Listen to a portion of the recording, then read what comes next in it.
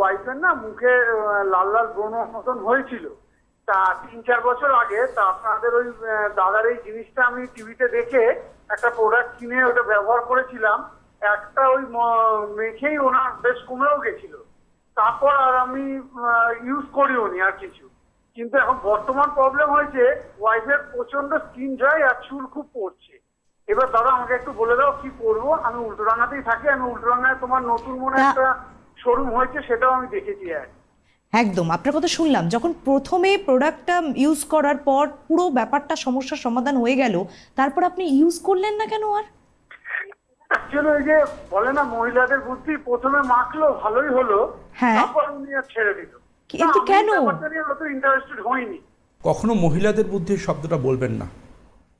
আমাদের গর্ব করার মতো প্রধানমন্ত্রী ছিলেন দেশের ইন্দিরা গান্ধী, আমাদের ভগ্নী নিবেদিতা, আমাদের দেশের প্রচুর প্রচুর প্রচুর মনীষীরা রয়েছেন যারা মহিলা, প্রীতিলতা ওয়েদারদার থেকে মাতঙ্গিনী হাজরা।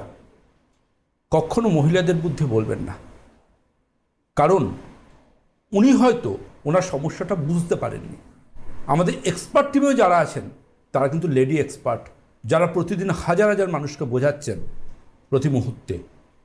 সুতরাং সবসময় মনে রাখবেন, পরম্পরা ইউজ করে ওনার এত ভালো রেজাল্ট হয়েছে, এখন যে সমস্যাটা আছে সেটাও চলে যাবে। আপনি কাইন্ডলি এক্সপার্ট টিমের সাথে যোগাযোগ করুন, আর অবশ্যই জীবনসঙ্গিনীকে যথার্থ সম্মান দিয়ে কথা বলুন।